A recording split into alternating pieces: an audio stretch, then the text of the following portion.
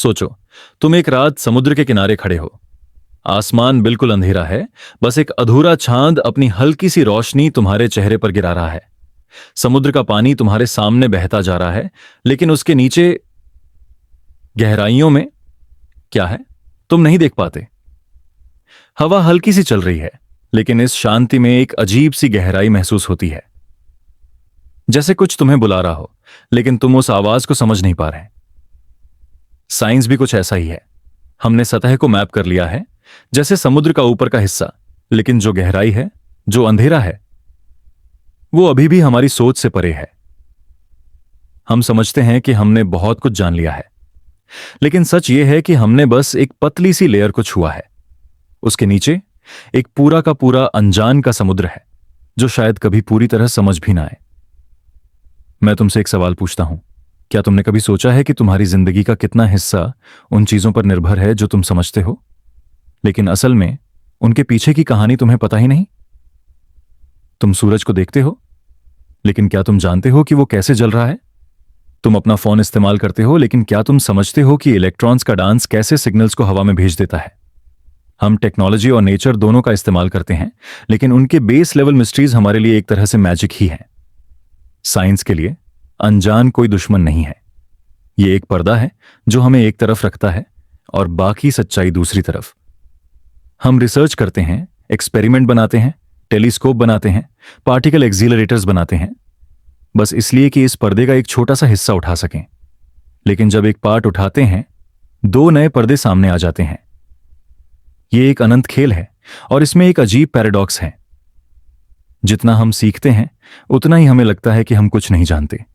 जैसे एक बच्चा जो पहली बार एक डिक्शनरी देख रहा है, जितने ज्यादा शब्द वो देखता है, उतना ही उसे लगता है कि भाषा अनंत है। हमारे साथ भी वही हो रहा है। हम सोच रहे थे कि पृथ्वी केंद्र है, फिर हमें पता चला कि हम एक सोलर सिस्टम में हैं, फिर एक गैलेक्सी में, फिर बिलियंस गैलेक्सी में, और अब तो हमें यह भी पता नहीं कि यूनिवर्स अनंत है या नहीं। कुछ लोग कहते हैं कि यह अनजान हमें डराता है, और सच कहूं, कभी कभी मुझे भी लगता है कि हम इतने छोटे हैं कि हमारी कहानी किसी कॉस्मिक डायरी का बस एक फुटनोट है। लेकिन एक और सोच है, शायद अनजान ही हमें जिंदा रखता है।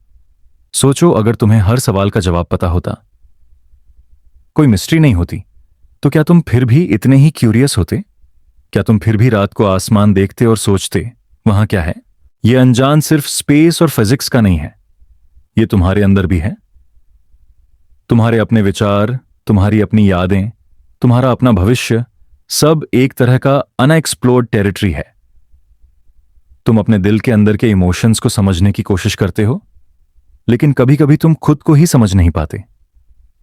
जैसे साइंस को अपने यूनिवर्स का पजल सॉल्व करना मुश्किल है, वैसे ही तुम्हें अपने अंदर का पजल समझना मुश्किल है। मुझे एक कहानी याद आती है। एक साइंटिस्ट ने कहा था, the most beautiful thing we can experience is the mysterious. It is the source of all true art and science. ये एल्बर्ट आइंस्टीन ने कहा था। सोचो, जितनी बड़ी खोजें, रिलेटिविटी, क्वांटम फिजिक्स, डीएनए का स्ट्रक्चर, सब तब पॉसिबल हुए जब किसी ने क्यों पूछा। और ये क्यों सिर्फ एक शब्द नहीं है, ये एक चाबी है जो पर्दे के पीछे छुपे हुए दरवाजे को खोलती है। लेकिन दरवाजा खोलने के बाद तुम एक और हॉलवे में आ जाते हो, जिसमें और भी दरवाजे हैं। तुम एक के बाद एक खोलते हो, लेकिन अंत नहीं मिलता। अब मैं तुम्हें एक उदाहरण देता हूं। सोचो, तुम एक जंगल में हो, तुम एक छोटी सी पगडंडी फॉलो कर रहे हो, और तुम्हें लगता है कि तुम अपना रास्ता जानते हो। फिर अचानक एक खुला इलाका आता है जहां तुम एक पुराना टूटा हुआ नक्शा देखते हो। तुम सोचते हो कि अब तुम्हें पूरे जंगल का रास्ता मिल गया, लेकिन जैसे जैसे तुम आगे बढ़ते हो, तुम्हें पता चलता है कि जंगल का असली हिस्सा तो नक्शे के बाहर है। साइंस का सफर कुछ ऐसा ही है। हर नई खोज एक नया नक्शा देती है, लेकिन वो नक्शा हमेशा अधूरा होता है। और इस पर्दे के पीछे जो भी है, वो हमेशा एक मिक्स होता है। कुछ चीजें हमें इंस्पायर करती हैं, कुछ चीजें हमें डराती हैं, और कुछ चीजें तो हमें बिल्कुल कंफ्यूज कर देती हैं, जैसे डार्क मैटर, जैसे कॉन्शियसनेस, जैसे टाइम का फ्लो। अब ये मत सोचना कि अनजान का मतलब हमेशा डरावना होता है। कभी कभी अनजान एक जेंटल मिस्ट्री होती है। जैसे बचपन में तुम एक पुराने ट्रंक को देखते हो और सोचते हो, अंदर क्या होगा? वो एक्साइटमेंट, वो वंडर, वही फीलिंग साइंस के रिसर्चर्स को होती है जब वो एक नया फिनोमेना डिटेक्ट करते हैं। मैं चाहता हूं कि तुम इस वक्त अपने दिमाग में एक तस्वीर बनाओ। तुम एक लंबी पुरानी लाइब्रेरी में हो। शेल्फ्स पर पुरानी किताबें हैं, कुछ धूल से ढक गई हैं। तुम एक किताब निकालते हो और उसके अंदर एक छोटा सा नोट मिलता है। लिखा है, यह बस शुरुआत है। साइंस का सफर भी वही नोट बार बार हमें देता है। हर जवाब के साथ एक नया शुरुआत, और इसके साथ एक और डायमेंशन है। अनजान सिर्फ हमें नहीं देख रहा, शायद वो हमें ऑब्जर्व भी कर रहा है।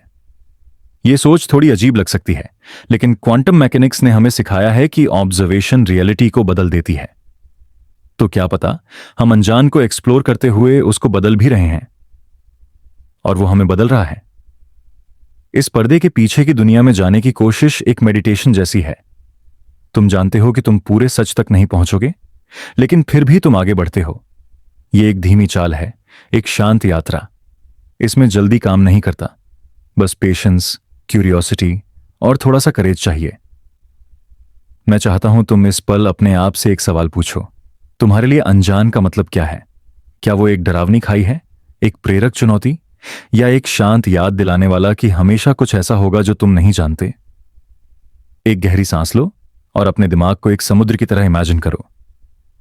ऊपर का पानी तुम्हारे जाने हुए तथ्य हैं, तुम्हारा नॉलेज, तुम्हारे अनुभव, लेकिन नीचे एक गहरा, शांत, थोड़ा डार्क पानी है जिसमें अनगिनत रहस्य हैं।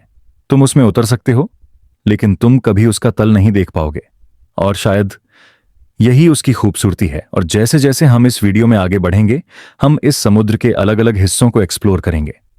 एलियन लाइफ के सवालों से लेकर यूनिवर्स के अंत तक के सिनेरियोस तक। हर सेगमेंट एक और पर्दा उठाएगा, एक और दरवाजा खोलेगा, एक और सवाल तुम्हारे सामने रखेगा। अब तुम तैयार हो पहले सवाल का सामना करने के लिए, और वो सवाल है कि अगर यूनिवर्स इतना बड़ा है तो हम अकेले क्यों हैं? तुम अभी भी उस समुद्र के किनारे हो। हवा थोड़ी और ठंडी हो गई है। ऊपर का आसमान इतना क्लियर है कि तुम एक एक तारा गिन सकते हो, और तुम्हें लगता है हर एक तारा एक कहानी है। हर एक एक सूरज की तरह चमक रहा है, और शायद उसके आसपास भी कोई ग्रह घूम रहा होगा, बिल्कुल हमारे जैसे।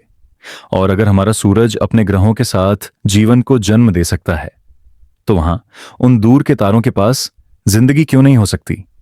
यही से शुरू होती है एक ऐसी मिस्ट्री जो साइंस के सबसे अजीब और डरावने सवालों में से एक है, फर्मी पैराडॉक्स।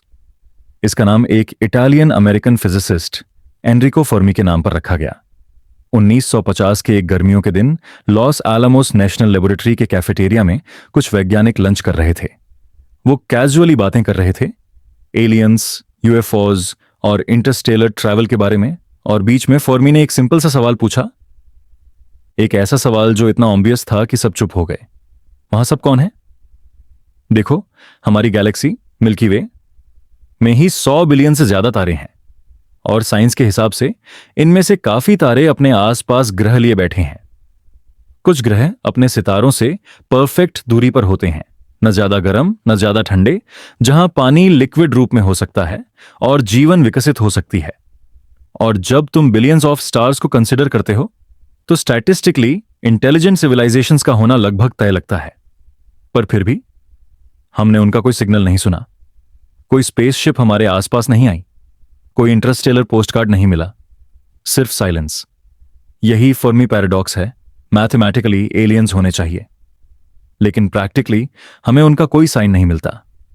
इस पैराडॉक्स को समझने के लिए एक और तस्वीर सोचो। तुम एक जंगल में चल रहे हो जहां हजारों प्रजातियों के जानवर होने चाहिए। तुम तैयार हो कि तुम किसी एग्जॉटिक पक्षी की आवाज सुनोगे या किसी जानवर की झलक देखोगे, लेकिन पूरा जंगल बिल्कुल खामोश है। न आवाज, न मूवमेंट। तुम सिर्फ अपने पैरों की आवाज सुन रहे हो। यह साइलेंस तुम्हें शांत भी लग सकता है, और थोड़ा डरावना भी। अब कुछ वैज्ञानिक कहते हैं कि शायद हम गलत समझ रहे हैं। शायद इंटेलिजेंट लाइफ रेयर है, बहुत रेयर। हो सकता है कि जीवन का विकसित होना आसान हो, लेकिन इंटेलिजेंट, स्पेस ट्रैवल करने वाली सिविलाइजेशन का बनना लगभग असंभव हो। इस आइडिया को ग्रेट फिल्टर कहा जाता है। सोचो, जिंदगी एक रेस है, और इस रेस में एक ऐसा बड़ा ऑब्स्टैकल है जहां ज्यादातर सिविलाइजेशंस गिर जाती हैं। हो सकता है वो ऑब्स्टैकल अभी हमारे आगे हो सकता है वो हम पहले ही पार कर चुके हों। और अगर वो फिल्टर हमारे आगे है, तो इसका मतलब हो सकता है कि हमारा भविष्य उतना ब्राइट नहीं जितना हम सोचते हैं। हो सकता है सभी एडवांस्ड सिविलाइजेशंस खुद को डिस्ट्रॉय कर लेती हैं, वॉर, क्लाइमेट कोलैप्स या टेक्नोलॉजी के मिसयूज के जरिए। और हो सकता है इसी वजह से आसमान साइलेंट है। लेकिन एक और पॉसिबिलिटी है, शायद वो हमसे इतने एडवांस्ड हैं कि उनकी टेक्नोलॉजी हम डिटेक्ट ही नहीं कर सकते। जैसे एक एंट कॉलोनी के पास एक हाईवे से गुजरती कार को समझने का कोई तरीका नहीं होता। वो देखती हैं कि कुछ बड़ा तेज मूव कर रहा है, लेकिन उनके लिए उसका कोई मतलब नहीं होता।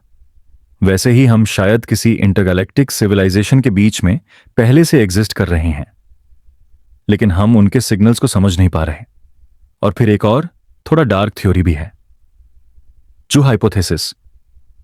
ये कहती है कि शायद एलियन सिविलाइजेशंस हमारे अस्तित्व के बारे में जानती हैं, लेकिन जानबूझकर हमसे कांटेक्ट नहीं करती। बिल्कुल वैसे जैसे ह्यूमन जंगल के जानवरों को ऑब्जर्व करते हैं, लेकिन इंटरफेयर नहीं करते। हो सकता है वो हमें एक कॉस्मिक जू का हिस्सा समझते हों, एक छोटा एक्सपेरिमेंट जिसे वो दूर से चुपचाप देख रहे हों। मैं तुम्हें एक और सिनारियो देता हूं। सोचो तुम एक बहुत बड़े अनंत रेगिस्तान में हो। तुम्हें लगता है तुम अकेले हो, क्योंकि तुम्हारी आंख जितना देख सकती है वहां कोई नहीं है। लेकिन शायद बस कुछ किलोमीटर दूर एक और ट्रैवलर है। तुम दोनों एक दूसरे को नहीं देख पा रहे, सिर्फ इसलिए क्योंकि तुम्हारे रास्ते अभी तक क्रॉस नहीं हुए। स्पेस में डिस्टेंसेस इतनी अनइमेजिनेबल हैं कि शायद हम बस गलत जगह देख रहे हैं या गलत फ्रीक्वेंसी पर सुन रहे हैं। यहां एक और अजीब विचार आता है, हो सकता है इंटेलिजेंट सिविलाइजेशंस ज्यादा समय तक एग्जिस्ट ही ना करें।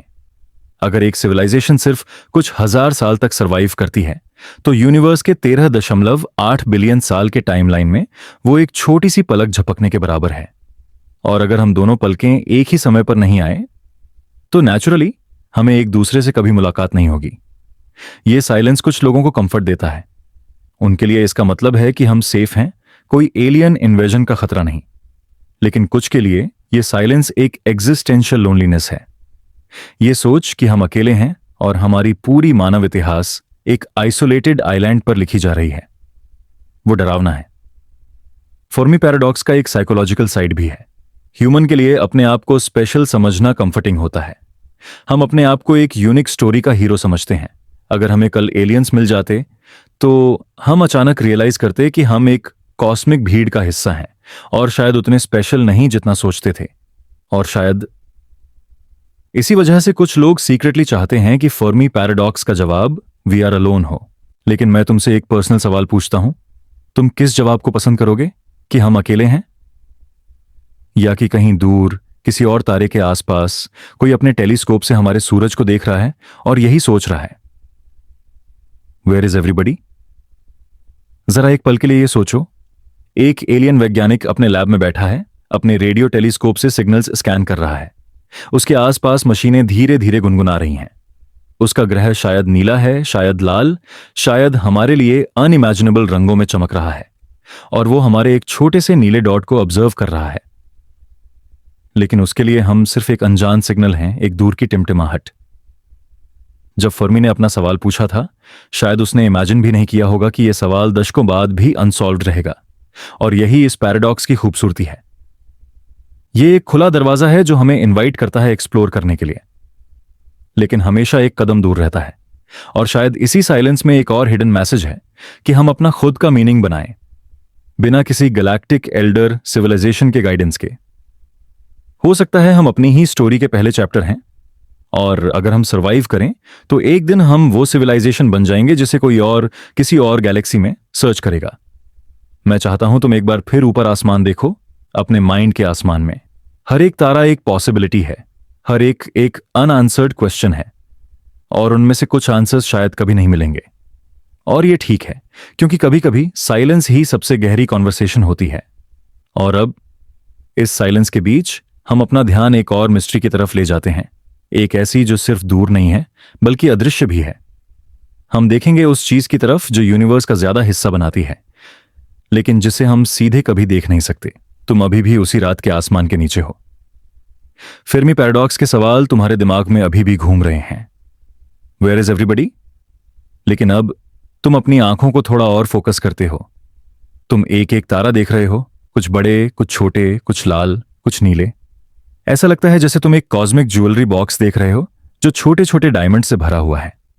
लेकिन मैं तुमसे एक छोटा सा ट्विस्ट शेयर करता हूं।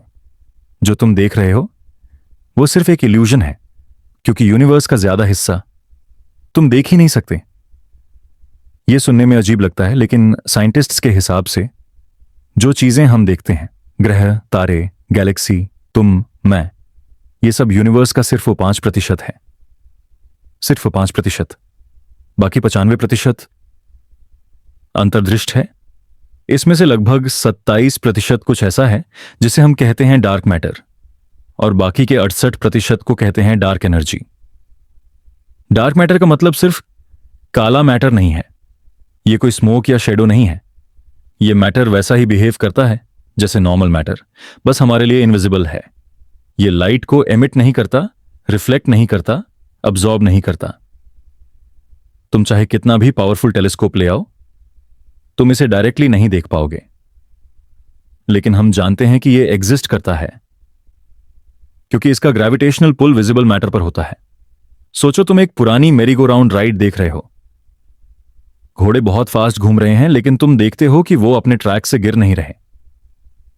अगर तुम सिर्फ विजिबल चीजें गिनो तो तुम्हें लगेगा कि वो इतने फास्ट घूम नहीं सकते बिना बाहर उड़ जाने के। लेकिन वो घूम रहे हैं। क्यों? क्योंकि कोई इनविजिबल फोर्स उन्हें पकड़ के रखी हुई है। गैलेक्सीज के साथ भी ऐसा ही है। वो इतनी तेज घूम रही हैं कि उन्हें ब्रेक अपार्ट हो जाना चाहिए, लेकिन नहीं होती। ये एक्स्ट्रा ग्रिप जो उन्हें एक साथ रखती है, वही डार्क मैटर है। अब सोचो, यूनिवर्स का ज्यादा हिस्सा इसी इनविजिबल मैटर का बना है। इसका मतलब है कि जो तुम देख रहे हो वो सिर्फ एक पतली सी स्किन है। अंदर का असली स्ट्रक्चर इस इनविजिबल स्केलेटन से बना है। जैसे तुम एक मकान देखते हो, लेकिन उसके कॉन्क्रीट पिलर्स तुमसे हिडन होते हैं। फिर आता है डार्क एनर्जी, और ये तो डार्क मैटर से भी ज्यादा मिस्टीरियस है। अगर डार्क मैटर एक ग्लू है जो गैलेक्सीज को साथ रखता है, तो डार्क एनर्जी एक इनविजिबल विंड है जो पूरे यूनिवर्स को तोड़कर दूर ले जा रही है। 1998 में साइंटिस्ट ने एक शॉकिंग डिस्कवरी की। उन्होंने देखा कि यूनिवर्स सिर्फ एक्सपैंड ही नहीं हो रहा, बल्कि उसकी एक्सपेंशन एक्सेलरेट हो रही है। मतलब जितना ज्यादा समय गुजरता है, गैलेक्सीज उतनी तेज एक दूसरे से दूर जा रही हैं। यह ऐसा है जैसे तुम एक फुटबॉल को हवा में उछालो और वो नीचे गिरने के बजाय ऊपर की तरफ एक्सेलरेट करने लगे। यह कैसे पॉसिबल है? इसका जवाब कोई नहीं जानता। इस इनविजिबल पुश को हमने एक नाम दे दिया, डार्क एनर्जी। यह स्पेस का एक इंट्रिंसिक प्रॉपर्टी हो सकता है, या शायद कोई नई फिजिक्स है जो हमें अभी समझनी है। लेकिन इसका इफेक्ट इतना बड़ा है कि यह यूनिवर्स के फ्यूचर को डिसाइड करेगा। अगर डार्क एनर्जी हमेशा रहे तो एक दिन सब कुछ इतना दूर चला जाएगा कि कोई गैलेक्सी किसी और गैलेक्सी को देख भी नहीं पाएगी। आसमान काला हो जाएगा, स्टार्स फेड हो जाएंगे, और यूनिवर्स बिल्कुल अकेला लगने लगेगा। मैं चाहता हूं कि तुम इस मोमेंट को इमेजिन करो। तुम एक डिस्टेंट प्लैनेट पर खड़े हो, बिलियंस ऑफ ईयर्स बाद। तुम आसमान देखते हो, लेकिन तुम्हें सिर्फ एक ही गैलेक्सी दिख रही है, तुम्हारी अपनी। बाकी सब इतना दूर जा चुकी हैं कि उनकी लाइट तुम तक पहुंच ही नहीं सकती। तुम्हारे आसमान का डार्कनेस अब परमानेंट हो चुका है। यह डार्क एनर्जी का अल्टीमेट इफेक्ट हो सकता है। अब तुम सोच रहे होगे, अगर यह इतना इंपॉर्टेंट है तो हमने अभी तक इसे डायरेक्टली डिटेक्ट क्यों नहीं किया? यही इस मिस्ट्री का मोस्ट हॉन्टिंग पार्ट है। हम सिर्फ उसका इंपैक्ट देख पाते हैं, उसका असल फॉर्म नहीं। यह कुछ ऐसा है जैसे तुम एक जंगल में हो और तुम्हें हवा चलती महसूस हो, पत्तों का हिलना दिखे, लेकिन तुम हवा को डायरेक्टली कभी देख नहीं पाते। और मुझे लगता है यह एक फिलोसॉफिकल रिमाइंडर भी है। हम ह्यूमंस को लगता है कि जो हम देखते हैं वही ट्रूथ है, लेकिन डार्क मैटर और डार्क एनर्जी हमें सिखाते हैं कि रियलिटी का ज्यादा हिस्सा हमारी आंखों से छुपा हुआ है। हम अपने सेंसेस पर डिपेंडेंट हैं, लेकिन वो सेंसेस लिमिटेड हैं, शायद हमेशा रहेंगे। यहां एक और माइंड बेंडिंग थॉट है। हो सकता है डार्क मैटर और डार्क एनर्जी हमारी यूनिवर्स की सिर्फ एक लोकल प्रॉपर्टी हो। मतलब अगर कोई और यूनिवर्स एग्जिस्ट करता है, एक मल्टीवर्स सिनारियो, तो शायद वहां का रेशियो, वहां के फोर्सेस बिल्कुल अलग हों। हो सकता है वहां डार्क मैटर का कॉन्सेप्ट ही ना हो। इसका मतलब यह हुआ कि हम अपनी रियलिटी के एक हाईली स्पेसिफिक वर्जन में जी रहे हैं, जिसका नेचर किसी और डायमेंशन में टोटली डिफरेंट हो सकता है। कुछ साइंटिस्ट इस पॉसिबिलिटी से फैसिनेटेड हैं कि डार्क मैटर शायद एग्जॉटिक पार्टिकल्स से बना है जो हमारी नॉन फिजिक्स में फिट नहीं होते।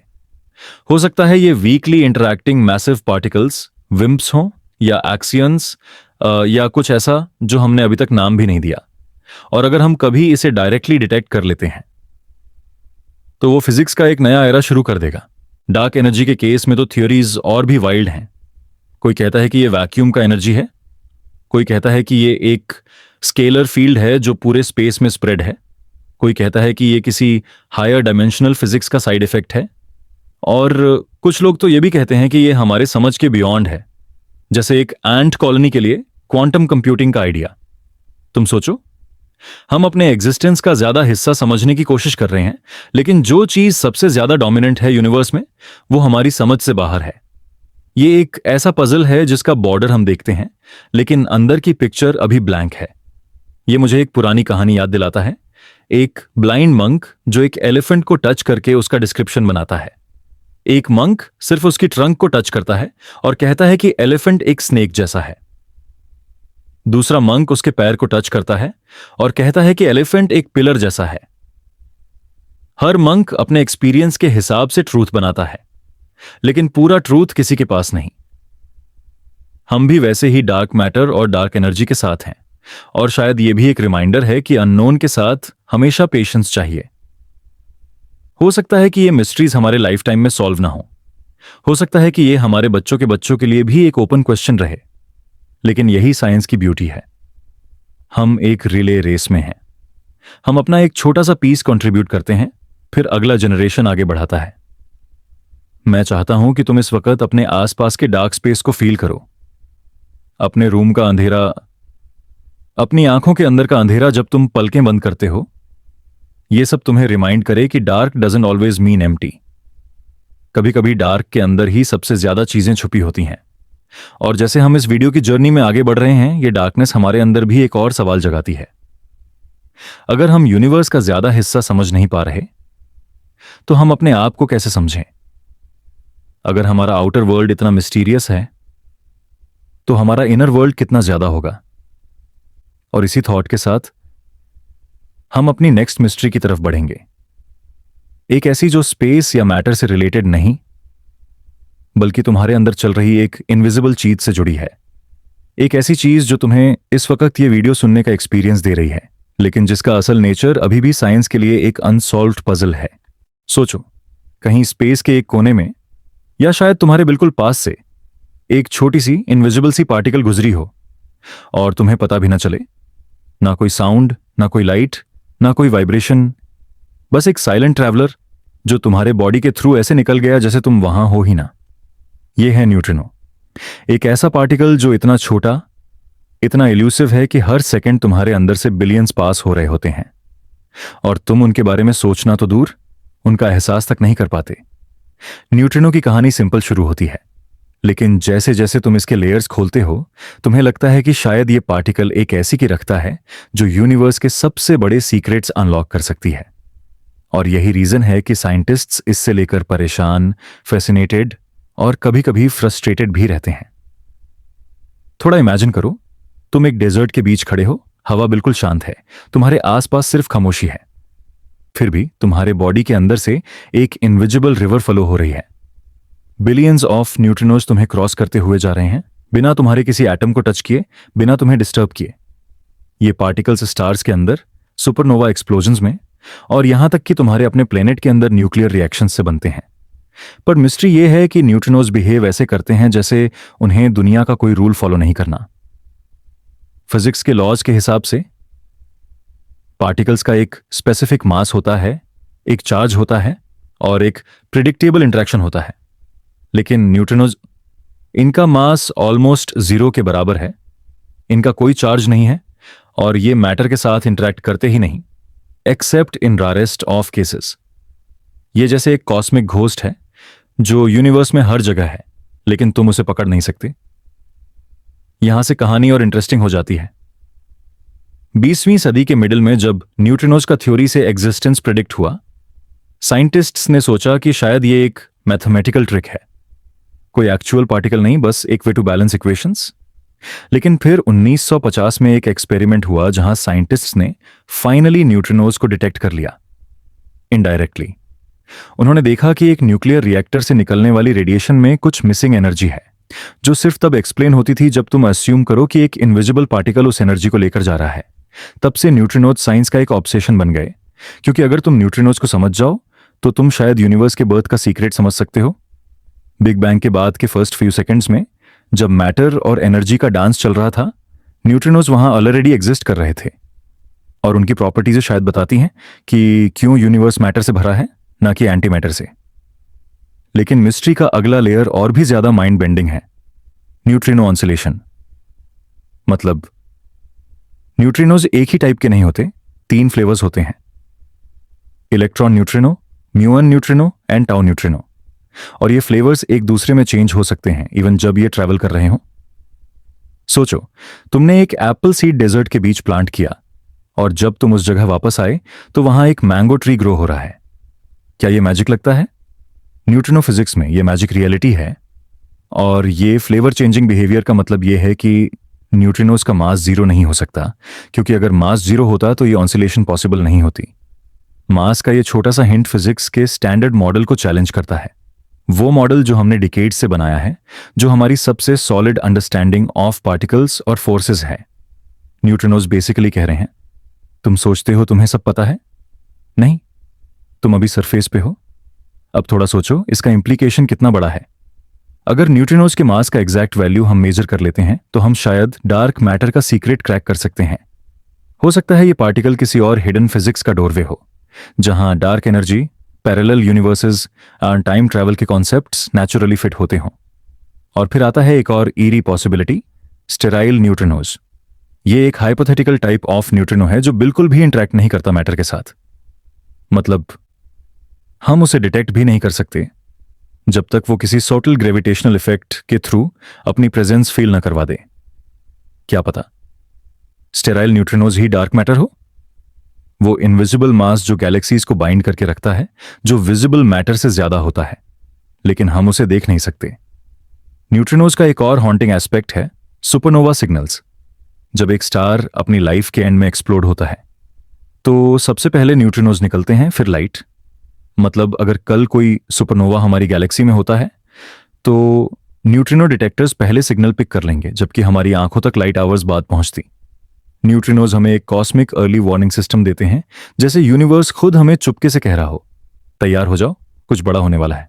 मैं तुम्हें एक पर्सनल थॉट बताता हूं। कभी कभी मुझे लगता है न्यूट्रिनोज एक साइलेंट कम्युनिकेशन चैनल है। क्या पता अगर कभी कोई एलियन सिविलाइजेशन हमसे बात करना चाहे तो वो रेडियो वेव्स नहीं, न्यूट्रिनो बीम्स यूज करें, क्योंकि न्यूट्रिनोज को कुछ रोक नहीं सकता, ना एटमॉस्फेयर, ना प्लैनेट्स, ना स्टार्स। एंड अगर ऐसा है तो हो सकता है कि हम ऑलरेडी किसी एलियन मैसेज के बीच खड़े हों, बस हमने अभी उसे डिकोड करना शुरू नहीं किया। थोड़ा पॉज लो और इमेजिन करो कि तुम एक डीप अंडरग्राउंड लैब में हो, जहां साइंटिस्ट्स एक मैसिव टैंक बनाए हुए हैं जो अल्ट्रा प्योर वाटर या लिक्विड आर्गन से भरा है। वहां एब्सोल्यूट साइलेंस है, सिर्फ एक फेंट इलेक्ट्रॉनिक हम, और फिर कभी कभी एक टाइनी फ्लैश होता है। वो एक न्यूट्रिनो का सिग्नेचर है जो बिलियंस में से एक बार मैटर के साथ इंटरैक्ट करता है।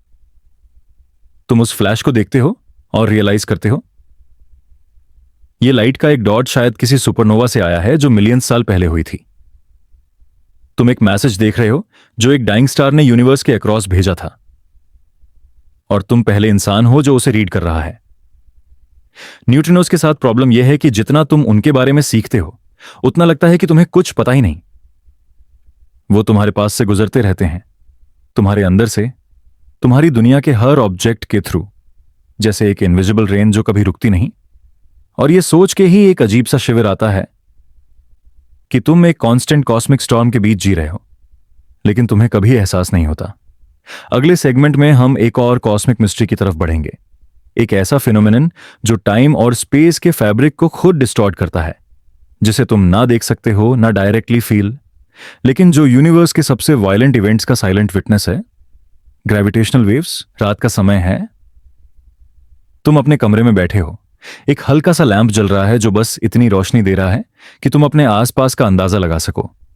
बाहर शायद थोड़ी ठंडी हवा चल रही है, लेकिन तुम्हारे अंदर एक अलग ही गर्माहट है। वो गर्माहट जो सिर्फ एक गहरी सोच के बीच में होने से आती है। आज हम बात करने वाले हैं उन डिस्टर्बिंग फिलॉसफी आइडियाज की जो तुम्हारे दिमाग को हिला देंगे, लेकिन ऐसे तरीके से कि तुम सोचते सोचते नींद में चले जाओ। ये वो कॉन्सेप्ट्स हैं जो एक तरफ तुम्हें बेचैन करेंगे और दूसरी तरफ तुम्हें एक अजीब सा सुकून भी देंगे, जैसे तुमने सच के एक छोटे से टुकड़े को छू लिया हो, चाहे वो कितना भी ठंडा, कितना भी खतरनाक क्यों ना हो। शुरू करते हैं एक ऐसे विचार से जो तुम्हारी पूरी जिंदगी का बेस हिला सकता है, फ्री विल का इल्यूजन। तुम सोचते हो कि तुम जो भी फैसला लेते हो वो तुम्हारा अपना होता है। तुम चाय पीना चाहते हो या कॉफी, तुम किसी से बात करना चाहते हो या चुप रहना, ये तुम डिसाइड करते हो। लेकिन अगर मैं कहूं कि तुम्हारा दिमाग तुम्हारे लिए ये डिसीजन पहले ही ले चुका होता है, सेकंड्स पहले, जब तुम्हें लगता है कि तुम डिसाइड कर रहे हो। साइंस ने एक्सपेरिमेंट्स करके ये प्रूव किया है कि तुम्हारे ब्रेन का एक पार्ट डिसीजन ले लेता है और तुम्हारा कॉन्शियस माइंड सिर्फ बाद में उस डिसीजन को जस्टिफाई करता है। सोचो, तुम अपने आप के मालिक नहीं हो, तुम बस एक कहानी सुना रहे हो अपने आप को जो तुम्हारे ब्रेन ने लिख दी है। अब जरा ये सोचो, अगर फ्री विल एक इल्यूजन है तो रिस्पॉन्सिबिलिटी का क्या होगा? अगर तुम किसी गलत काम के लिए जिम्मेदार नहीं हो क्योंकि तुमने वो चुना ही नहीं, तो सोसाइटी का सिस्टम, इंसाफ, पनिशमेंट, ये सब किस बेस पे बनेगा? और फिर सोचो, अगर तुम अपने अचीवमेंट्स के लिए भी रिस्पॉन्सिबल नहीं हो तो तुम्हारा प्राइड, तुम्हारा ईगो, सब बस हवा का एक बुलबुला है। ये आइडिया डिस्टर्बिंग है क्योंकि ये तुम्हारे अपने एग्जिस्टेंस को एक स्क्रिप्ट बना देता है जो तुम पढ़ रहे हो, लिख नहीं रहे। फिर आती है एक और गहरी सोच, सोलिप्सिज्म। ये एक फिलॉसफी है जो कहती है कि तुम जो भी देखते हो, सुनते हो, महसूस करते हो, वो सब तुम्हारे माइंड के अंदर बन रहा है। शायद मैं, तुम्हारा दोस्त, तुम्हारा फैमिली, सब सिर्फ तुम्हारी इमेजिनेशन का हिस्सा है। तुमने कभी अपने से बाहर का प्रूफ देखा ही नहीं, तुम बस सिग्नल्स प्रोसेस करते हो सकता है तुम एक सपने में हो जो कभी खत्म नहीं होता और तुम्हें पता भी नहीं। तुम सोच रहे होगे, लेकिन अगर सब इल्यूजन है तो इसका प्रूफ कैसे मिले? सही कहा तुमने।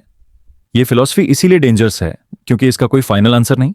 तुम जितना सोचोगे उतना तुम्हारा रियलिटी पर भरोसा कम होगा। एक और कॉन्सेप्ट है जो तुम्हें रात भर जगा सकता है, द शिप ऑफ थीसियस। यह एक पुराना फिलोसॉफिकल पैराडॉक्स है। इमेजिन करो, एक शिप है जिसका एक एक हिस्सा टाइम के साथ बदल दिया गया। पहले एक प्लैंक, फिर एक नेल, फिर मास्ट, और ऐसे करते करते पूरे शिप के सारे पार्ट्स नया मटेरियल बन जाते हैं।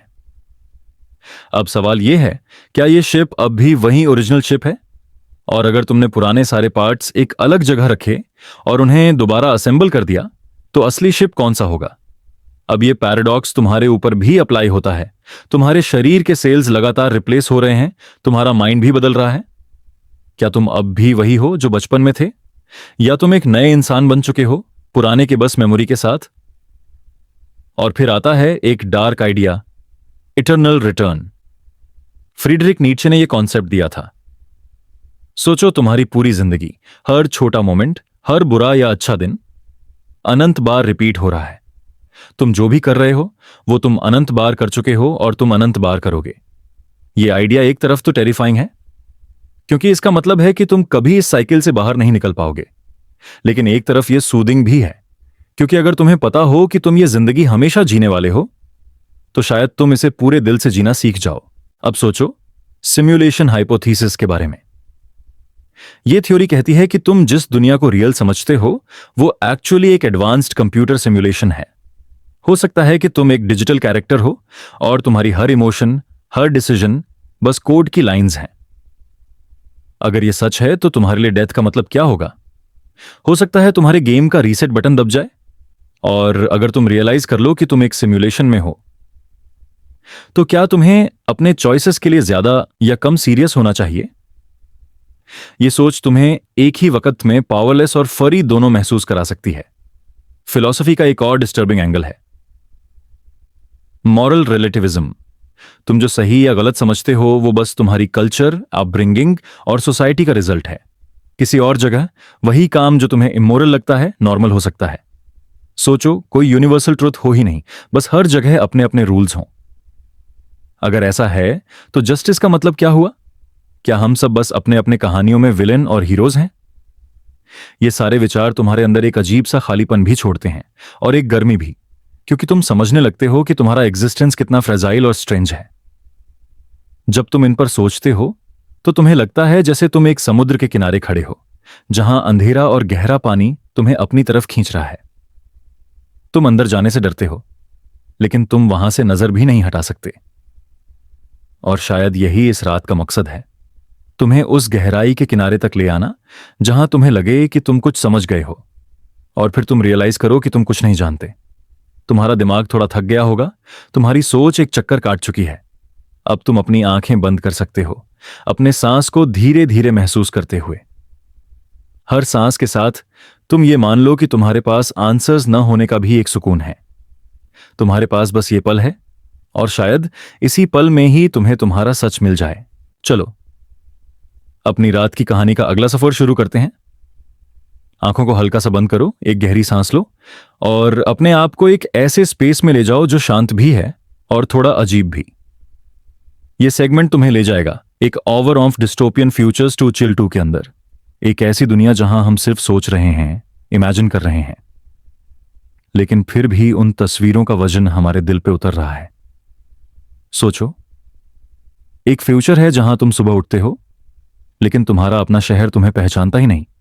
बिल्डिंग्स वही हैं, रोड्स वही हैं, लेकिन सब कुछ आर्टिफिशियली क्लीन, परफेक्टली सिमेट्रिकल, जैसे कोई इनविजिबल आर्किटेक्ट ने हर चीज को कंट्रोल किया हो। हवा में एक केमिकल सा फ्रेग्रेंस है जो तुम्हें कॉल्म करता है, लेकिन तुम्हारे दिमाग के एक कोने में एक छोटी सी आवाज कह रही है, यह नेचुरल नहीं है। तुम देखते हो लोग रास्ते पर चल रहे हैं, लेकिन उनके चेहरों पर एक्सप्रेशंस कम हैं, जैसे हर इमोशन को एक यूनिफॉर्म स्क्रिप्ट के अंदर फिट कर दिया गया हो। फिर तुम्हें याद आता है एक पुरानी कहानी जो तुमने सुनी थी, कि जब सोसाइटी एक्सट्रीम पीस के लिए एक्सट्रीम कंट्रोल को एक्सेप्ट कर लेती है, तब इंसान अपनी असली आजादी का एक हिस्सा छोड़ देता है। और तुम समझने लगते हो यह डिस्टोपियन फ्यूचर सिर्फ मशीनों का नहीं, हमारे अपने डिसीजंस का रिजल्ट है। अब इमेजिन करो एक और सीन। रात का समय है, तुम एक छोटे से कमरे में हो जो एक स्काईस्क्रेपर के 108वें फ्लोर पे है।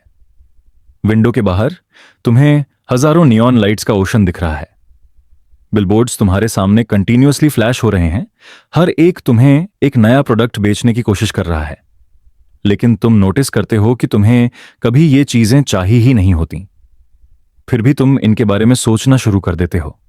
तुम रियलाइज करते हो कि ये सिर्फ एड्स नहीं, ये तुम्हारे माइंड के अंदर घुसने का एक साइलेंट इन्वेजन है। तुम्हारे ड्रीम्स तक में ये ब्रांड्स आ रहे हैं, और एक दिन तुम देखते हो कि तुम्हारी खुद की सोच भी एक एडवर्टाइजमेंट बन चुकी है।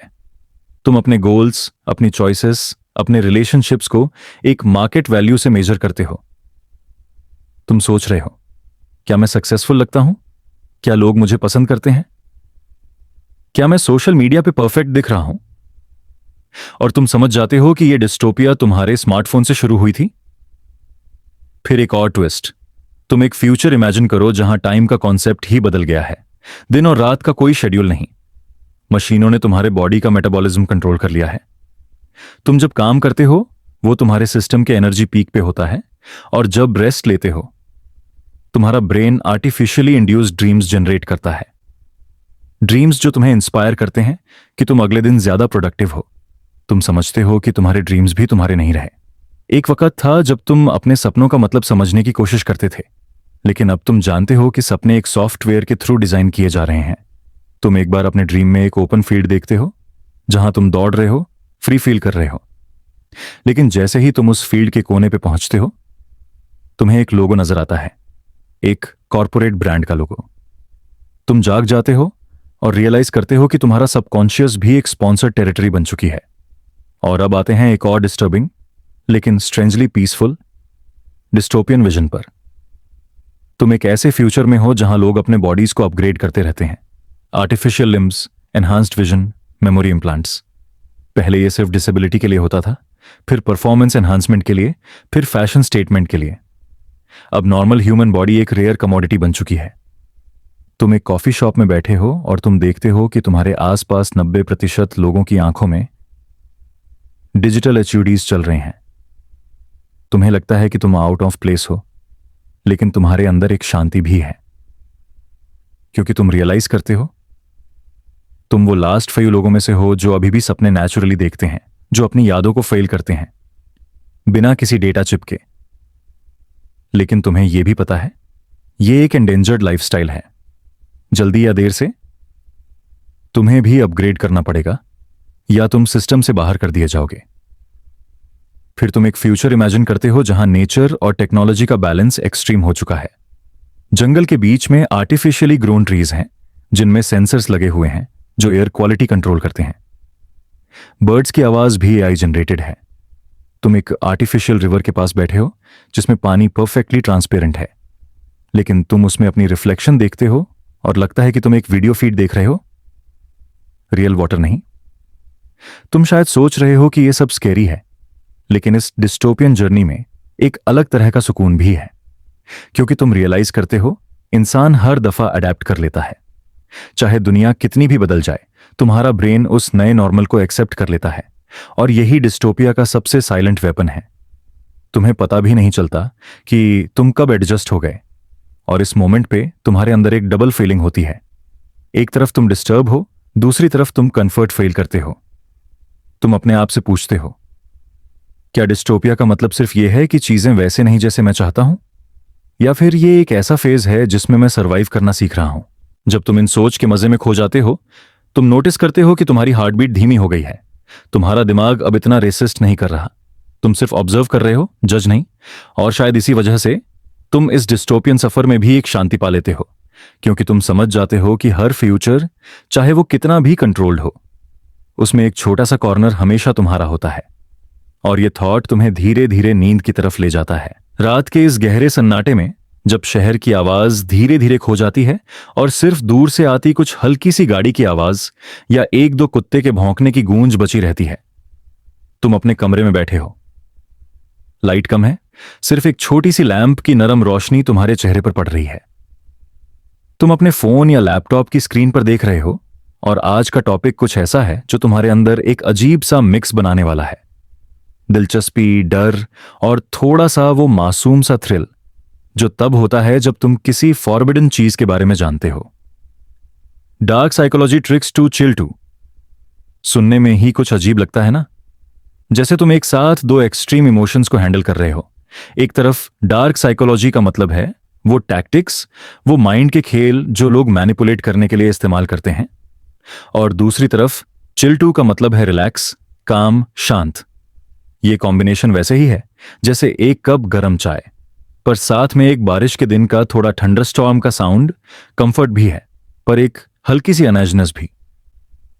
सोचो, तुम एक ऐसे जोन में हो जहां तुम सेफ हो, तुम्हारा एनवायरनमेंट सिक्योर है, पर तुम अपने माइंड को अलाउ करते हो कि वो थोड़ा सा एक्सप्लोर करे उन डार्क कॉर्नर्स को जहां तुम यूजुअली जाने से बचते हो। ये ट्रिक्स तुम्हें सिर्फ एक चीज नहीं सिखाएंगी, ये तुम्हें अपने और दूसरों के बीच के वो इनविजिबल थ्रेड्स दिखाएंगी जो कन्वर्सेशंस, डिसीजंस और रिलेशनशिप्स को सबटली कंट्रोल करते हैं। तुम समझोगे कि किस तरह एक इंसान अपने वर्ड्स, टोन, बॉडी लैंग्वेज या इवन साइलेंस का इस्तेमाल करके किसी के एक्शंस को शेप दे सकता है। एक उदाहरण सोचो, तुम किसी से मिल रहे हो, एक नॉर्मल फ्रेंडली कन्वर्सेशन चल रही है। सामने वाला कैजुअली तुम्हारा नाम रिपीट करता है हर 2-3 सेंटेंस के बाद। हाँ रॉकी, मैं समझ रहा हूं। वैसे रॉकी, तुमने कभी सोचा है? तुम्हें लगता है कि वो बस पोलाइट है, पर रियलिटी में ये एक साइकोलॉजिकल ट्रिक है। नाम रिपीट करना एक सबकॉन्शियस ट्रस्ट ट्रिगर है। तुम्हारा ब्रेन एक फैमिलियरिटी का सेंस बनाता है और तुम ज्यादा ओपन फील करते हो। तुम्हें लगता है कि ये बस एक कोइंसिडेंस है, बट एक्चुअली ये एक डिलिबरेट मूव हो सकता है। और यही डार्क साइकोलॉजी का ब्यूटी है। ये तुम्हें उन छोटी छोटी चीजों का पता चलाता है जो तुम नॉर्मली इग्नोर कर देते हो। तुम रियलाइज करते हो कि दुनिया में बहुत सारे लोग कॉन्शियसली या अनकॉन्शियसली इन ट्रिक्स का इस्तेमाल करते हैं। सेल्समैन, पॉलिटिशियंस, इन्फ्लुएंसर्स और कभी कभी तुम्हारे अपने दोस्त या फैमिली मेंबर्स भी। अब सोचो, तुम इस नॉलेज को अपने डेली लाइफ में कैसे एक्सपीरियंस करोगे? तुम किसी मीटिंग में हो और तुम देखते हो कौन अपनी चेयर पर ज्यादा स्प्रेड करके बैठा है। ये डोमिनेंस का साइलेंट डिस्प्ले है। कौन अपने हैंड्स फोल्ड करके बैठा है, डिफेंसिवनेस का सिग्नल।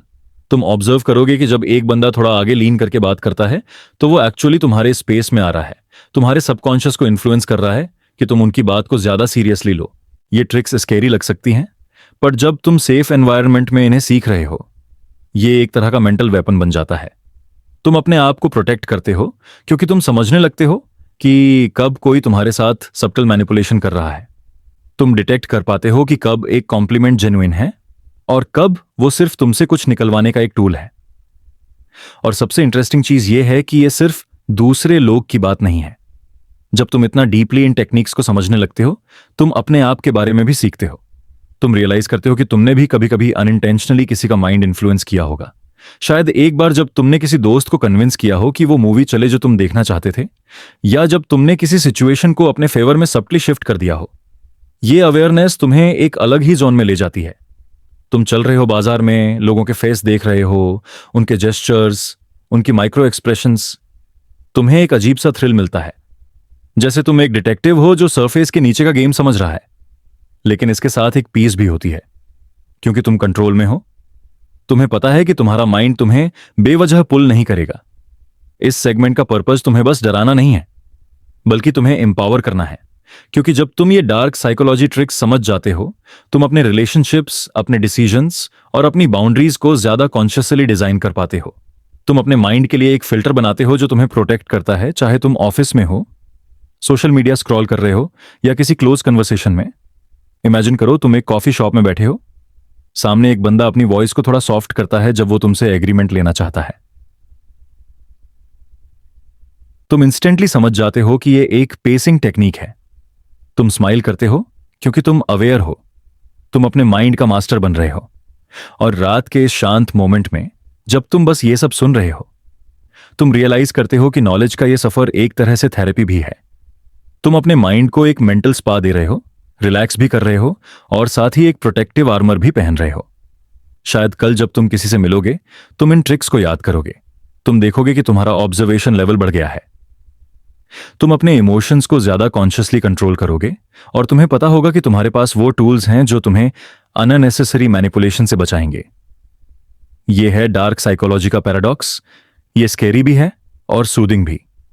स्कैरी इसलिए क्योंकि ये तुम्हें दिखाता है कि लोग कितने आइजली इन्फ्लुएंस हो सकते हैं, और सूदिंग इसलिए क्योंकि जब तुम अवेयर हो जाते हो, तुम सेफ फेल करते हो। और जब तुम ये सेगमेंट खत्म करोगे, तुम्हारे अंदर एक काम कॉन्फिडेंस होगा। तुम शायद अपने आप से कहोगे, अब मुझे पता है, मैं रेडी हूं। मैं चाहता हूं कि तुम इस नॉलेज को एक गेम की तरह देखो। एक ऐसा गेम जिसमें तुम हर दिन अपने ऑब्जर्वेशन पॉइंट्स कलेक्ट करते हो, अपने माइंड को ट्रेन करते हो, और अपने आप को ज्यादा क्लियर, ज्यादा स्ट्रांग और ज्यादा पीसफुल बनाते हो। क्योंकि जब तुम्हें ये डार्क साइकोलॉजी ट्रिक्स समझ आती हैं, तुम सिर्फ अपना माइंड प्रोटेक्ट नहीं करते, तुम अपनी पूरी जिंदगी का नैरेटिव चेंज कर देते हो। रात के इस गहरे सन्नाटे में जब तुम अपनी बेड पर हॉरिजॉन्टल पड़े हो, शायद एक हल्का सा वार्म ब्लैंकेट तुम्हारे ऊपर हो, मैं तुम्हें एक ऐसे सफर पर ले चलना चाहता हूं जो तुम्हारे इमेजिनेशन का हर एक कोना हिला दे। तुम अपनी आंखों को बंद करो और अपने आप को एक ऐसे जगह इमेजिन करो जहां हवा में एक अजीब सी ठंडक है। दूर दूर तक कोई आवाज नहीं, सिर्फ एक हल्की सी मैकेनिकल गुनगुनाहट, जैसे कोई मशीन तुम्हारे आसपास का हवा को फिल्टर कर रही हो। तुम्हें लगता है कि तुम अपने ही शहर में हो, लेकिन थोड़ा अलग। रोड पे ट्रैफिक लाइट्स अब भी ग्रीन, येलो, रेड हो रही हैं, लेकिन कोई गाड़ी नहीं, कोई इंसान नहीं, कोई जानवर तक नहीं। बस खाली सड़कें और एक स्ट्रेंज साइलेंस जो तुम्हारी बोन्स तक महसूस होता है। तुम चलते हो और तुम नोटिस करते हो कि बिलबोर्ड्स अब भी चल रहे हैं, लेकिन उनमें कुछ अजीब है। जो एड्स तुम देखते हो, उनमें ऐसे चेहरे हैं जो तुमने कभी नहीं देखे, ब्रांड्स के नाम जो तुम्हारे वर्ल्ड में कभी एग्जिस्ट नहीं किए, स्लोगन्स जो तुम्हें समझ तो आते हैं, लेकिन उनमें एक बेचैनी छुपी है। जैसे ये शहर तुम्हारे शहर का एक अल्टरनेट वर्जन हो, एक डिस्टोपियन वर्जन। तुम एक कॉफी शॉप के पास से गुजरते हो, ग्लास के पीछे टेबल्स और चेयर्स परफेक्ट अलाइनमेंट में रखे हैं, जैसे कोई इंटीरियर डिजाइनर ने अभी अभी सेट किया हो। लेकिन कोई कॉफी मशीन चल रही नहीं, कोई अरोमा नहीं, कोई ह्यूमन प्रेजेंस नहीं। तुम दरवाजा पुश करते हो और ये साइलेंटली खुल जाता है। अंदर का एटमॉस्फेयर वियर्डली क्लीन, कोई डस्ट नहीं, कोई ट्रैश नहीं, बस एक स्ट्रेंज स्टेराइल स्मेल। तुम सोचते हो ये कोई नॉर्मल डेजर्टेड प्लेस नहीं है, ये तो जैसे किसी ने डिलिबरेटली इंसानों को यहां से रिमूव कर दिया हो। जब तुम आगे बढ़ते हो, तुम एक स्ट्रीट के कॉर्नर पे एक डिजिटल न्यूज बोर्ड देखते हो। उस पे हेडलाइंस फ्लैश हो रही हैं, पर ये हेडलाइंस तुम्हारे वर्ल्ड की नहीं लगती। Population reduced by 70% overnight. AI overseers announce new sleep regulations. Food capsules replace all natural meals.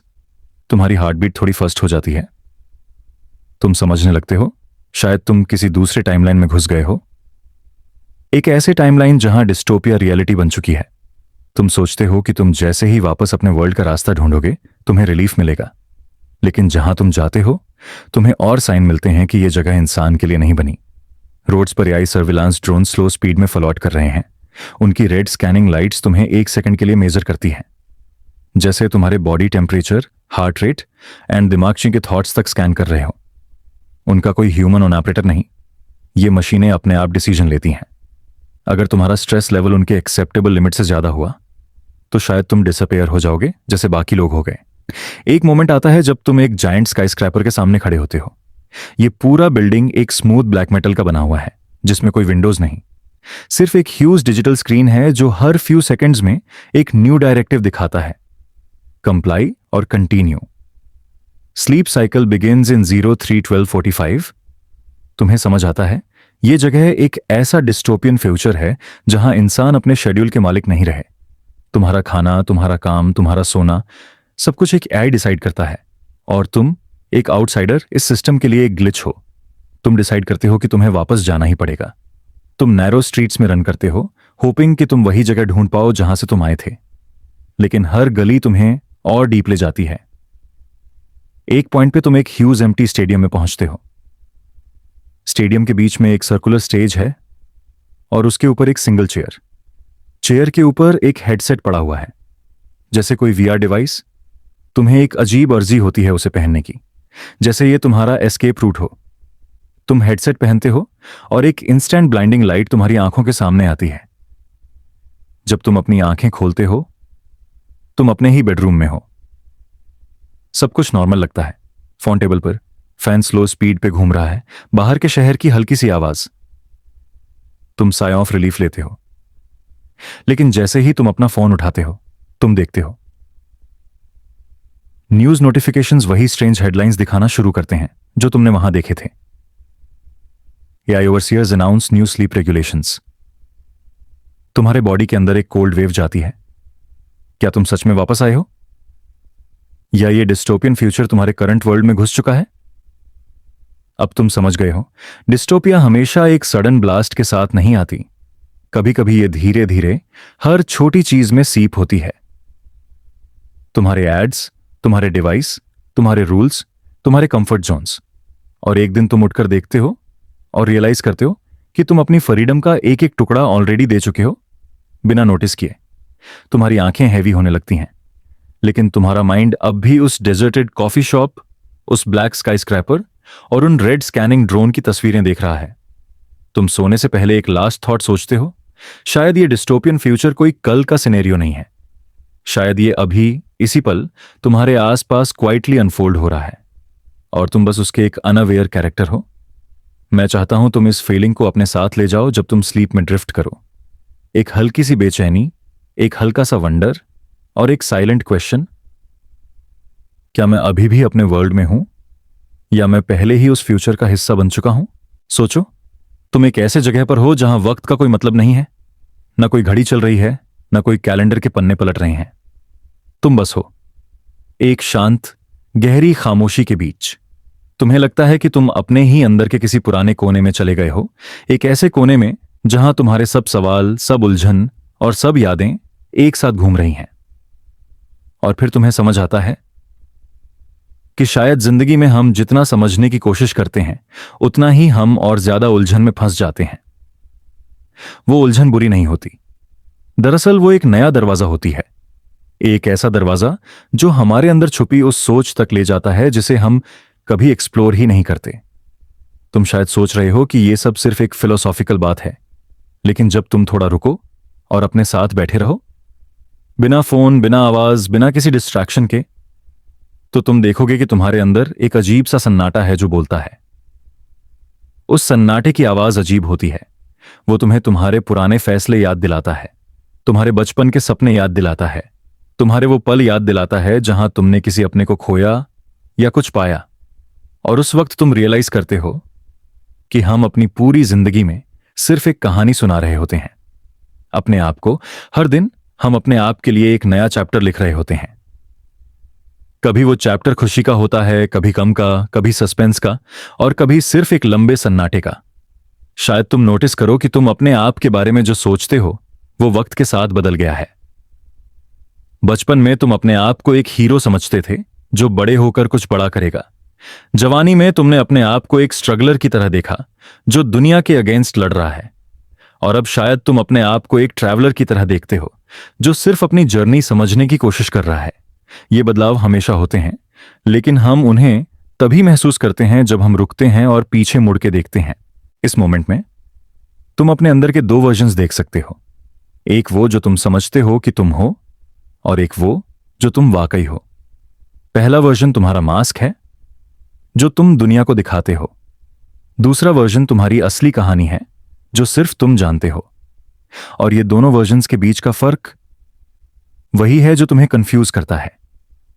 कभी तुम अपने मास्क को अपनी सच्चाई समझ बैठते हो, कभी तुम अपनी सच्चाई को इतना छुपा देते हो कि तुम्हें खुद ही याद नहीं रहता कि तुम वाकई कौन हो।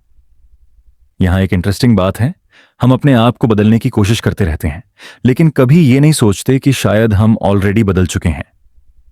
तुम्हारा सोचने का तरीका, तुम्हारा रिएक्शन, तुम्हारा पेशेंस, तुम्हारी चॉइसेस सब वक्त के साथ शिफ्ट होते हैं। लेकिन हम अक्सर अपने आप को एक फिक्स्ड आइडेंटिटी में बांध कर लेते हैं। जैसे तुम सोचते हो मैं ऐसा ही हूं, या मुझसे यह काम नहीं होगा। लेकिन क्या तुमने कभी सोचा कि शायद कल तुम कुछ और बन सकते हो? जब तुम इस बात को समझने लगते हो तो तुम रियलाइज करते हो कि जिंदगी एक फ्लो है, एक नदी की तरह जो कभी एक जैसी नहीं रहती। तुम उस नदी में दो बार एक ही जगह पर पैर नहीं रख सकते, क्योंकि पानी हर पल बदल रहा है। तुम्हारी सोच, तुम्हारा एक्सपीरियंस, तुम्हारा जज्बात, ये सब वही पानी है जो हर सेकंड नया होता जा रहा है। तो फिर हम क्यों इतनी कोशिश करते हैं एक ही इमेज बनाए रखने की? हो सकता है तुम इस वक्त एक ऐसे फेज में हो जहां तुम्हें लगता है कि तुम्हारे पास सब जवाब हैं, या फिर तुम एक ऐसे फेज में हो जहां तुम्हें कुछ समझ नहीं आ रहा।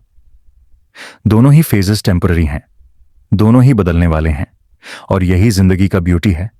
कुछ भी परमानेंट नहीं है, ना खुशी, ना गम, ना तुम्हारा आज का वर्जन। और जब तुम ये सच एक्सेप्ट कर लेते हो तो तुम अपने आप को थोड़ा हल्का महसूस करते हो। तुम रियलाइज करते हो कि तुम्हें अपने हर पल का हिसाब देने की जरूरत नहीं है। तुम्हें बस उस पल को पूरा जीना है जैसे वो तुम्हारी कहानी का एक ब्यूटीफुल पैराग्राफ हो। क्या पता कल तुम इसे एक अलग एंगल से देखोगे। जिंदगी में अक्सर हम एक परफेक्ट मोमेंट का वेट करते रहते हैं, जब हम फाइनली अपने आप को समझ पाएंगे, जब हम अपनी कहानी को कंप्लीट कर पाएंगे। लेकिन सच ये है कि कोई परफेक्ट मोमेंट नहीं आता। हर मोमेंट अपने आप में परफेक्ट होता है अगर तुम उसे देख पाओ। कभी एक सिंपल सा कप चाय का, कभी एक पुरानी गली में चलने का, कभी एक लम्हे की खामोशी का। ये छोटे छोटे मोमेंट्स ही तुम्हारे असली चैप्टर्स हैं। जब तुम अपनी कहानी को इस नजरिए से देखते हो तो तुम्हें पता चलता है कि तुम्हारा हर वर्जन इंपॉर्टेंट है। बचपन का तुम जो सपने देखता था, जवानी का तुम जो दुनिया के अगेंस्ट खड़ा था, और आज का तुम जो सिर्फ पीस चाहता है। सब वर्जन्स तुम्हारे अंदर ही हैं, एक दूसरे के साथ कोएग्जिस्ट करते हुए। और ये तुम्हारी लाइफ का मैजिक है। तुम एक साथ कितने ही कैरेक्टर्स हो सकते हो। अब शायद तुम्हें लग रहा होगा कि तुम्हें अपनी कहानी लिखने का एक नया तरीका मिल गया है। तुम्हें पता है कि तुम अब एक ही आइडेंटिटी में लिमिटेड नहीं हो। तुम अपने हर नए दिन के साथ नए बन सकते हो। तुम अपनी कहानी को एडिट कर सकते हो, रीराइट कर सकते हो, या फिर कंप्लीटली नई कहानी शुरू कर सकते हो। और सबसे बड़ी बात, तुम अपनी कहानी किसी और के लिए नहीं, सिर्फ अपने लिए लिख रहे हो। जब तुम अपनी कहानी अपने लिए लिखने लगते हो तो तुम अपनी चॉइसेस को लेकर ज्यादा फ्री फील करते हो। तुम्हें सोसाइटी का, लोगों का या एक्सपेक्टेशंस का इतना प्रेशर नहीं रहता। तुम बस अपनी कहानी को जीते हो, उसे एंजॉय करते हो, उसमें नए ट्विस्ट्स और टर्न्स लाते हो। और जब तुम ये करते हो तुम रियलाइज करते हो कि जिंदगी एक गेम की तरह है। तुम डिसाइड करते हो कि नेक्स्ट लेवल कैसा होगा। तो आज जब तुम अपनी कहानी का ये पेज पलटोगे तो सोच के देखो, तुम कौन बनना चाहते हो? वो जो तुम सोचते हो कि तुम बन सकते हो, या वो जो तुम वाकई बनना चाहते हो बिना किसी लिमिट के? शायद जवाब तुम्हें अभी ना मिले। शायद तुम्हें यह जवाब सिर्फ तब मिले जब तुम अपने अंदर के सन्नाटे की आवाज सुनोगे। और जब तुम वो आवाज सुनोगे तो तुम समझोगे कि तुम अपने ही कहानी के राइटर भी हो और रीडर भी। और शायद यही जिंदगी का सबसे बड़ा सीक्रेट है। मैं चाहता हूं कि तुम इसे एक बार रात के समय सुनो या पढ़ो। जब तुम अकेले हो तब यह तुम्हारे अंदर ज्यादा गहरा उतरेगा। अब तुम यहां तक आ चुके हो। हर एक पैराडॉक्स, हर एक सोच का ट्विस्ट तुम्हारे माइंड के अंदर एक छोटी सी खिड़की खोल चुका है। शायद तुम अब थोड़ा कंफ्यूज हो, या शायद तुम्हें लगता हो कि तुमने कुछ समझ लिया है, लेकिन सच ये है, यह कंफ्यूजन ही तुम्हारी ग्रोथ का सबसे बड़ा साइन है। जिंदगी कभी भी सिंपल ब्लैक एंड व्हाइट नहीं होती। बीच में हमेशा एक धुंध होती है, और इसी धुंध के अंदर हम अपनी सोच, अपने जवाब, अपना मतलब ढूंढते हैं। तुमने आज जो सुना वो सिर्फ एक लिस्ट नहीं थी, यह एक सफर था, एक जर्नी तुम्हारे अंदर के यूनिवर्स तक। और याद रखना, तुम्हारे माइंड का यूनिवर्स भी इन्फिनिट है। तुम जितना एक्सप्लोर करोगे उतना ही तुम्हें लगेगा कि तुमने कुछ नहीं देखा। और शायद यही जिंदगी का सबसे बड़ा मैजिक है कि हम कभी पूरे जवाब नहीं पाते, लेकिन फिर भी उन जवाब को ढूंढने का सफर ही हमें जिंदा रखता है। तो अब अपने आप से एक सवाल पूछो, क्या तुम वाकई अपने आप को जानते हो, या सिर्फ एक कहानी हो जो तुम खुद को सुनाते हो सकता है तुम्हारा जवाब तुम्हें भी हिला दे। मैं तुमसे यह छोड़ के जा रहा हूं, सीखना कभी मत रोको, सवाल कभी मत छोड़ो, और अपनी सोच की गहराइयों में डुबकी लगाने से कभी मत डरो, क्योंकि शायद वही गहराई तुम्हारा असली चेहरा दिखाए।